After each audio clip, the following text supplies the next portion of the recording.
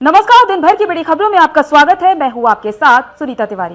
आज के इस बुलेटिन में हम बात करेंगे एनडीए विधायक दल के नेता चुने गए नीतीश कुमार, राज्यपाल आरिफ मोहम्मद खान को पेश किया सरकार बनाने का दावा।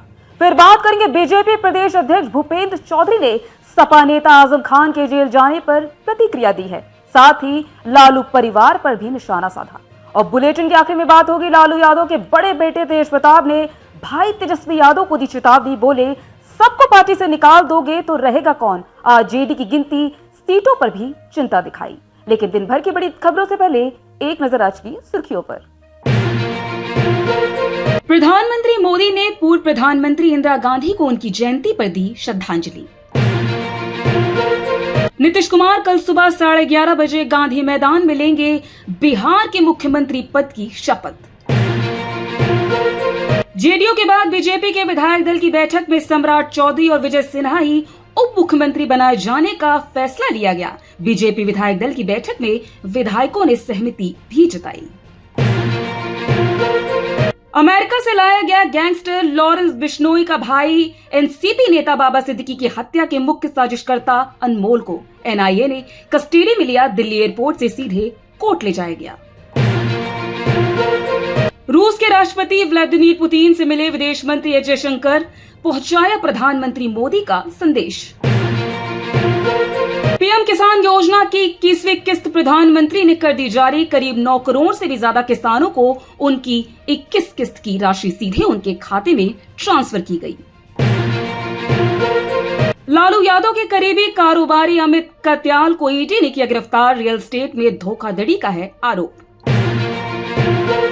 रिसिन जहर के जरिए हिंदुओं के सामूहिक विनाश की साजिश रचने वाले आईएसआईएस आतंकी पर हमला।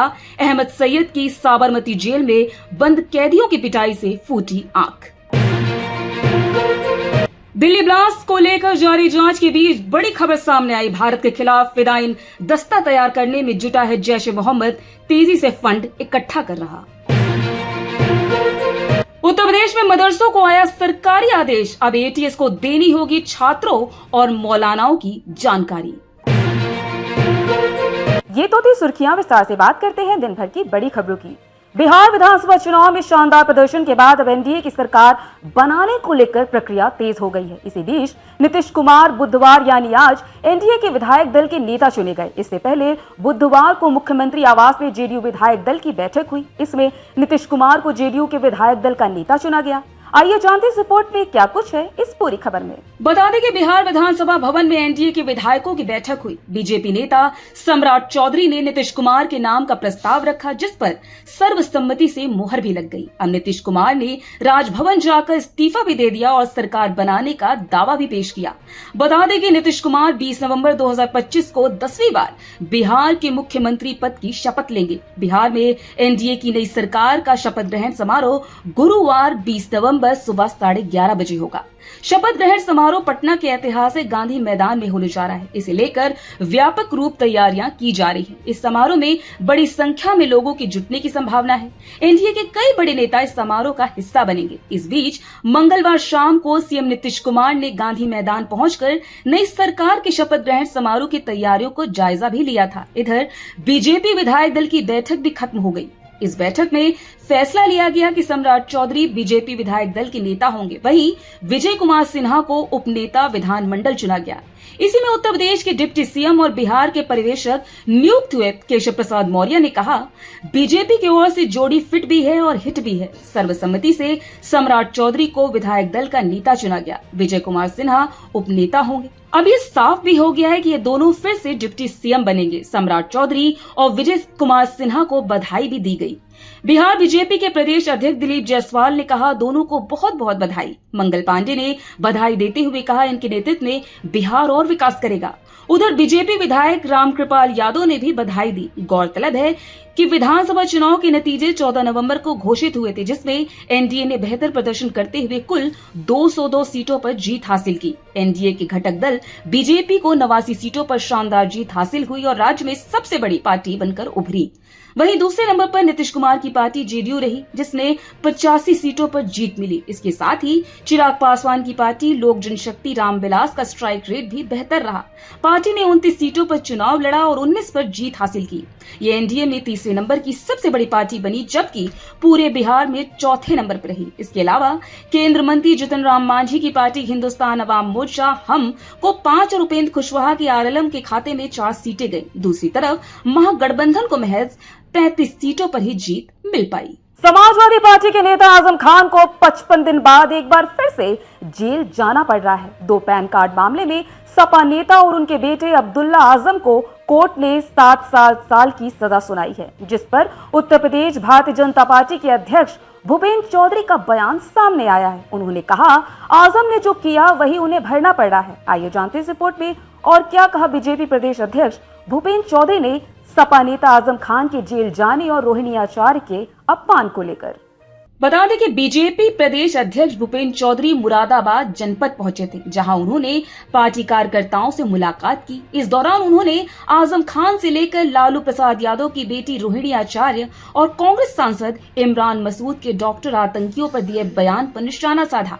आजम खान के जेल जाने पर बोले भाजपा प्रदेश अध्यक्ष ने कहा, जैसी करनी वैसी भरनी। देश की न्यायपालिका है जिस पर सबको विश्वास है, और जिस प्रकार से आजम खान ने अपने बेटे को विधायक बनवाने में जल्दी की, कानून का उल्लंघन किया, तो अब कानून का डंडा उनके ऊपर चला है।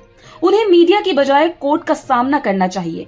कांग्रेस सांसद इमरान मसूद द्वारा आतंकी डॉक्टरों को भटका हुआ नौजवान वाले बयान पर भूपेंद्र चौधरी ने कहा, ये तो सब लोग जानते हैं कि इनकी आस्था किस प्रकार के तत्वों के साथ है। कांग्रेस के लोग या सपा के लोग हों, ये हमेशा अराजकता पैदा करने वालों के साथ खड़े रहते हैं। बीजेपी नेता ने इस दौरान लालू प्रसाद की बेटी रोहिणी आचार्य पर प्रतिक्रिया दी और उन्हें देश की बेटी बताया। चौधरी ने कहा, जिस तरह उनका अपमान हुआ वह दुखद है और कोई भी सभ्य समाज इसे बर्दाश्त नहीं करेगा। वो निश्चित रूप से देश की बेटी है और देश की बेटी के साथ इस प्रकार का व्यवहार और बर्ताव कोई भी सभ्य समाज बर्दाश्त नहीं करता।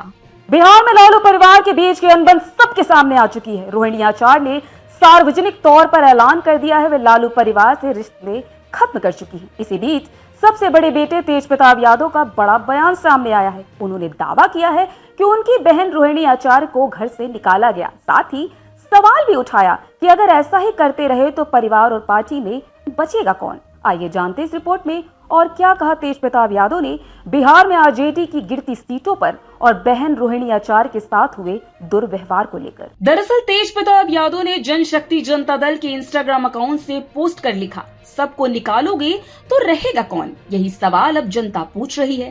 तेज प्रताप ने आगे लिखा, जब मुझे निकाला गया था तो यही लोग सोच रहे थे कि तेज प्रताप तो फालतू है, इससे क्या फर्क पड़ेगा। मुझे रोक कर रखा गया, मेरी आवाज दबाई गई, फिर भी मैं पूरे मन से पार्टी में लगा रहा। लेकिन जिस दिन मैं बाहर निकला और नई आरजेडी की सच्चाई जनता के सामने रखी, उसी दिन इनको समझ आ गया कि इन्होंने क्या खोया है। इसी के साथ तेज प्रताप यादव ने दावा किया, यह गिरावट में नहीं, जनता बता रही कि गलती कहाँ हुई। और मजेदार बात यह है कि आज वही लोग पूछ रहे हैं, सबको निकालोगे तो रहेगा कौन। अफसोस यही सवाल तो आज जनता पूछ रही है कि पार्टी बची कहाँ है। वहीं रोहिणी आचार्य से संबंध खत्म होने की बात पर आहत तेज प्रताप ने लिखा, पहले मुझे निकाला, फिर देवी जैसी मेरी बहन रोहिणी को निकाला। पूरा बिहार हंस रहा था कि जिस परिवार ने लोगों को हंसाया और रुलाया, वही आज खुद मजाक का पात्र बन चुका है। इतना ही नहीं, जनशक्ति जनता दल के प्रमुख तेज प्रताप ने महाभारत के संदर्भ का जिक्र करते हुए लिखा, इज्जत का तमाशा जब जब हुआ है पार्थ, धर्म ने हस्तिनापुर ही नहीं पूरे इतिहास बदल दिया। आज बिहार की बहनों बेटियों की आवाज फिर न्याय मांग रही है और मैं वचन देता हूँ, जिसने भी सम्मान को ललकारा, विनाश उसका सुनिश्चित है। ये राजनीति नहीं, जनता की चिरहरी रक्षा का युद्ध है। तेज प्रताप यादव ने अपने भाई तेजस्वी और पिता लालू प्रसाद को चेतावनी दी, अगर ऐसे ही चलता रहा तो अगली बार के चुनाव में आरजेडी को 25 से 5 सीटों पर आने में देर नहीं लगेगी। ये तो सिर्फ 20 दिन का ही कमाल है। अगर मैं पूरे बिहार में घूमता तो इस बार ये 5 सीट पर आ जाते। हम लोग 44 सीटों पर लड़ रहे थे, वहाँ आरजेडी को मात्र 5 सीट ही मिली। बिहार की जनता समझ चुकी है कि आरजेडी अब लालू जी की विचारधारा वाली पार्टी नहीं रही, बल्कि जयचंदो द्वारा हथियाई गई पार्टी बन चुकी है। तो आज इस बुलेटिन में इतना ही। आप देखते रहिए दी लोकसभा।